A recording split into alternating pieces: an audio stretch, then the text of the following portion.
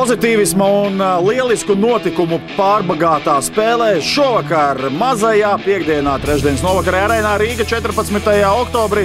Rīgas Dinamo rezultātu, diemžēl, bet 3-5 atzina mūsu pretinieku Ufas Salavat Julājevu pārākumu. Bet nu, par visu pēc kārtas.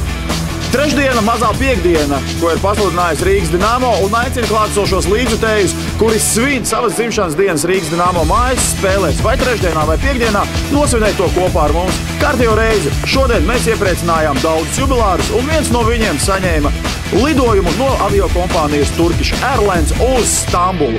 Šodien mēs turpinājām iesākto labo darbu nedēļu un lieliskajā dzelteno bumbiņu konkursā savāktos līdzekļus novirzījām bērniem ar kustību traucējumiem. Šodien savu pirmo reizi spēlē klātienē izbaudīja vēl viens uzņēmums AB Manufaktūra. Meitenes bija ļoti priecīgas, bet, diemžēl, rezultāts uz tablo laikam tomēr viņas neiepriecināja. Bet nu tuvāk spēlē.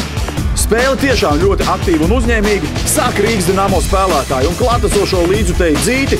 Kaspars Saulietis lieliskā solo gājienā pēc Kristapas Otnieka piespēles ar teicamu metienu atklāja spēles rezultātu pirmās trešdaļas pašā sākumā, kad ir nospēlētas 2 minūtes un 16 sekundes. Pēc neilga laika pretinieku izlases viens no līderiem, Andrejas Enkvists, izlīdzina spēles rezultātu, bet spēles turpinājumā tiešām Rīgas Dinamo rādīja ļoti teicamu sniegumu. Lieliska ripas kontrole, piespēles kombinācijas, un tas vainagojās ar panākumiem. Savu pirmo golu, pirmos gūtos vārtus aizvadītajā spēlē šovakar gūst mūsu kanādiešu aizsargs Stevens Seigo. Tomašs Kundrāteks pēc šī vārtu guvuma steidz paņemt ripu viņam par piemiņu. Arī spēles turpinājums paiet Rīgas Dinamo zīmē. Klātesošies līdzjutējus ar lieliskām kombinācijām un izspēlē priecē pilnīgi visi spēlētāji, kuri ierodas uz laukumu. Un otrās trešdaļas sākumā Miķels Reidlis ar lielisku reidu pār visam laukumam apspēlē pretiniekus un saņēmis piespēli pēc sava brāļa Krišāņa Reidlika piespēles, izvirza vadībā Rīgas Dinamo jau ar 3-1. Likās, ka nu gan maisām gals ir vaļā, bet tad savu vārdu sāka teikt mūsu pretinieki. Igors Grigorenko samazina rezultātu starpību līdz 3-2, dodoties pārbraukumā. Trešā trešdaļa, diemžēl, bet pagāja Ufas zīmē.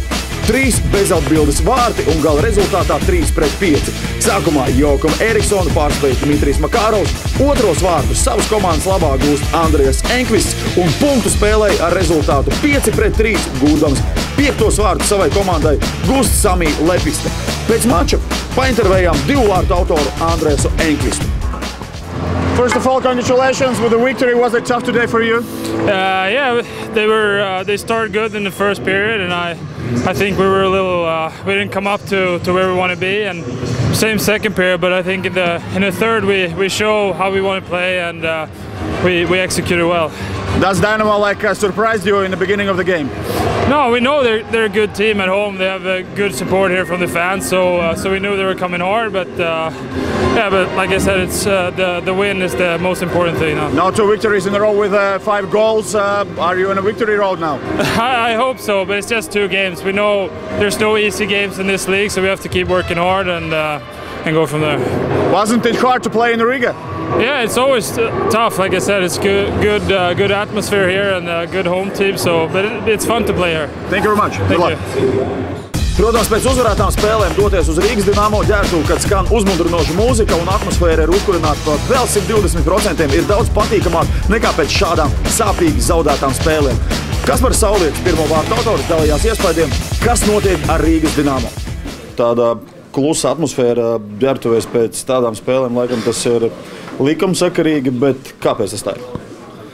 Es domāju, ka katrs zaudējums vienkārši iedragā mums psiholoģiski un arvien grūtāk un grūtāk paliek. Un, es domāju, ka katra spēle, lai uzvarētu, ir jāiegulda daudz vairāk spēks, lai uzvarētu, jo salauzt to ir ļoti, ļoti grūti, bet mums tas ļoti nepieciešams. 2 trešdaļas jūs iepriecinājāt klātesošos līdzjutējus, 3. trešdaļa, kā arī pretinieku komandas uzbrucējs Enkvists teica, viņi sāk spēlēt savu spēli un panāca rezultātu. Kāpēc neizdevās viņus apturēt? Nu, es domāju, tur nebija tā, ka tur baigi viņi samainīja kaut kādu spēli. Vienkārši sanāca tādi visai kuriozi vārdi. Protams, tā ir meistarība, ja, un viss, bet nekas mums nemainījās. Turpinājām spēlēt tā, bet arī tas, es domāju, galvenais ir psiholoģija uz doto brīdi, kas mūsu komandai traucē uzvarēt. Galvas būs augšā? Mēģināsim. Tas ir grūti to izdarīt, bet mēģinām rast kaut kādu pozitīvismu. Protams, mums vajadzīga ir uzvara kā ūdens. Un, ja būs uzvara, tad mēs īsti tiksim ārā no bedres un viss būs kārtībā. Veiksmi jums, paldies! Kā pēcspēles intervijā teica Kaspars Saulietis, lai dabūtu galvas augšā un pozitīvas emocijas, ir jāizcīna uzvara. To mēs novēlam mūsējiem šajā izbraukuma 3 spēļu tūrē, kad 20. oktobrī mēs tiksimies Jaroslavļā ar vietējo Lokomotīvu vienību, 22. mūsu šī vakara pāri darītāji ceram uz revanšu Ufas Salavat Julajevu un 24. oktobrī viesosies mūsējiem Magnitogorskā, kad arī mēģinās rehabilitāties ar minimālo zaudējumu, kur mēs piedzīvojam Rīgā Magnitogorskas Metalurgam. Lai tiktu atpakaļ uz uzvaras tākas, iespējams ir nepieciešams pavisam maz un pilnīgi iespējams. Tas esi tieši tu.